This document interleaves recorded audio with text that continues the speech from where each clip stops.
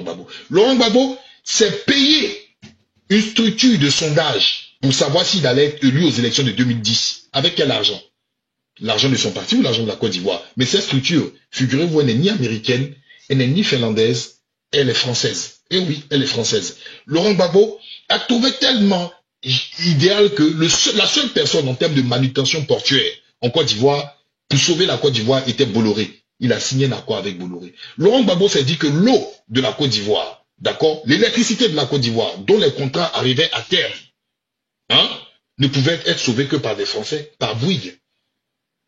C'est Laurent Gbagbo, c'est le panafricaniste, c'est le grand socialiste, c'est le grand démocrate. Excusez-moi, je suis assez grand pour croire encore au Père Noël. Excusez-moi, je suis assez grand pour croire au Père Noël. Je parle doucement et tranquillement pour que vous compreniez. Je suis assez grand pour croire au Père Noël. Ne nous prenez pas pour des idiots. Ne nous prenez pas pour des idiots. Laurent Gbagbo était en exil. Où était-il en exil? C'était en France. Laurent Gbagbo n'était pas en exil nulle part. Au moment où on disait que le plus grand France-Africain, le plus grand traître au peuple noir, était qui? Félix Houphouët-Boigny. Le plus grand allié de la France, Félix Houphouët-Boigny. Son plus grand opposant qui est recherché, il réside dans son pays où il est allié, où il a plein de maisons à Man-la-Coquette, où il a une bonne partie de l'immobilier français. Ne nous prenez pas pour des cons. La France avait des missions diplomatiques avec l'Iran. La France avait des liens avec le Shah d'Iran. Mais l'ayatollah Khomeini, quand il est venu lors de la révolution d'Iran, il venait d'où? De la France. Ça a toujours été une méthode française.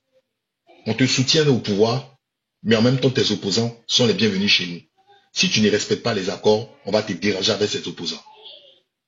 Est-ce que le fils d'Idriss Déby, Kaka Déby Mahamat là, il n'était pas hier en France? Succès Masra là, succès Nasra ou succès Masra là, il n'est pas sur France 24, il ne vient pas tout le temps en France. Est-ce qu'il est interpellé? Donc ce n'est pas nouveau. Mitterrand était-il un socialiste? C'est la bonne question. Mitterrand était tout simplement un Français. Et vous connaissez l'histoire de Mitterrand, je ne vais pas vous la refaire. Mais Mitterrand, pour conquérir le pouvoir, se donnait en fait une carte de socialiste. Il faut réfléchir. Et c'est ce que les gens n'aiment pas quand vous réfléchissez. Je l'ai dit ici, Laurent Gbagbo est un opposant qui a été fabriqué. C'est pas un opposant. Je le dis et je répète. Laurent Gbagbo c'est un produit français. Vous voulez que je vous donne encore un élément qui me convainc? J'étais tout petit quand Laurent Gbagbo est venu au pouvoir. Mais il y a un truc qui m'a frappé. Cette image, on la retrouve plus malheureusement. C'était dans le journal télévisé. Au lendemain de sa victoire, où il était passé président, qui était à côté de lui? Monsieur Alain Bauer. Vous allez vous taper sur Internet, Alain Bauer, B-A-U-E-R. Qui était-il? L'un des responsables des renseignements généraux français. Que faisait-il à côté de Laurent Gbagbo? À votre avis? Il a milité au FPI pour être aux premières heures de Laurent Gbagbo? C'est tellement logique. On ne peut pas se faire un dessin. Si vous voulez, continuez de rester dans vos légendes. Moi, je rigole et je remercie mes ancêtres de m'avoir ouvert les yeux depuis très très longtemps et d'avoir compris. Et puis la preuve. Que faisait-il au Gabon? Quel est le lien entre Omar Bongo, qui lui-même était contre Laurent Gbagbo, à Marcoussis, qui était l'un des gars même qui poussait les gens à accepter les thèses de Marcoussis? Qui était Omar Bongo? Quel conseil le parti gabonais a avec le FPI à l'orée du coup d'État du 24 décembre 1999? Ne nous prenez pas pour des idiots, on le sait très bien. Et Omar Bongo était l'un des plus gros mécènes de la classe politique française. C'est pas nous qui le disons, c'est des reportages même de la télévision française qui disait cela. Alors, donc, je ne suis pas surpris. Un pays ne se développe pas de discours comme ça pour être sympa. C'est pas possible. Un pays se développe avec une vision. Le problème, c'est que pour moi, le FPI, en fait, n'avait aucune vision. Il y avait des gens talentueux, il y avait des individualités, certaines personnes qu'on peut citer, mais il n'y avait pas une vision d'ensemble. Ce n'est pas possible. Il n'y avait pas une vision. Parce que c'est que des gaffes, que des gaffes, que des gaffes, que des gaffes, que des erreurs.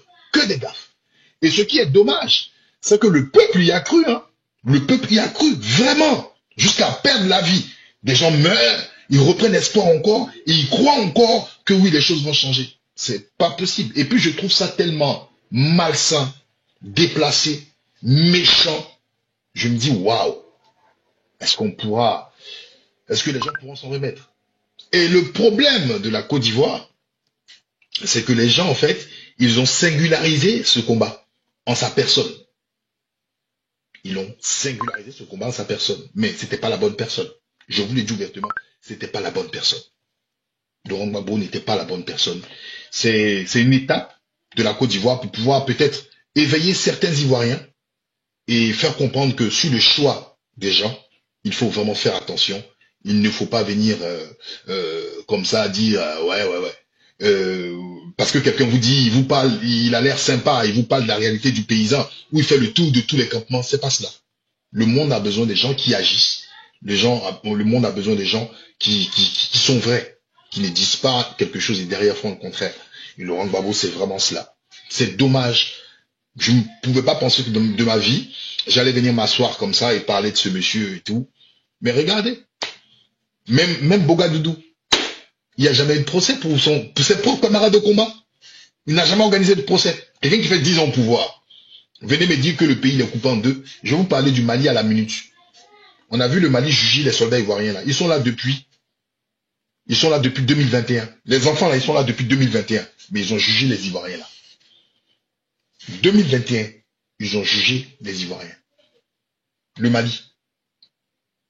2021, Gbagbo a fait 10 ans. 10 ans au pouvoir. C'est une honte. C'est un échec. Donc, c'est tellement évident. Je n'aurais même pas besoin d'une boule de cristal ou de joie à la Wallé pour savoir que Gbagbo c'est fini. Maintenant, ceux qui sont dans des démarches prophétiques, vous le savez, au plus profond de vous, vous le savez, que Laurent Gbagbo, c'est fini. C'est fini. C'est dommage.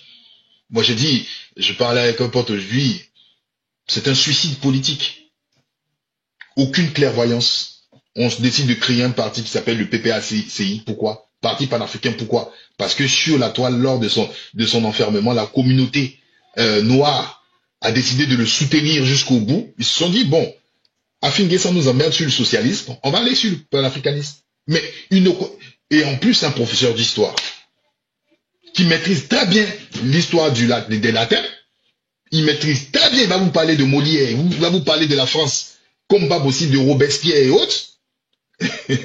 Mais il ne connaît, il n'a pas, quand il parle même de Nkrumah, c'est vague. Il ne sait pas que la Namibie a subi un génocide de plus de 60 000 personnes commis par l'Allemagne, d'Angela Merkel. Il ne sait pas. Il ne sait pas. C'est un francophile. Déjà, son exil en France m'a toujours intrigué. Mais c'est un francophile. Quand on a attaqué la Côte d'Ivoire, en 2002, Gbagbo a sorti des accords de défense pour que la France vienne l'aider. En 2004, 2 jours avant l'opération Dignité, Gbagbo a pris son téléphone pour appeler Chirac, pour dire, on va faire une opération pour libérer Bouaké. Mais en fait, c'est Gbagbo même qui le dit de sa bouche. Allez regarder le documentaire. Donc, je ne peux pas, en fait, je ne comprends pas.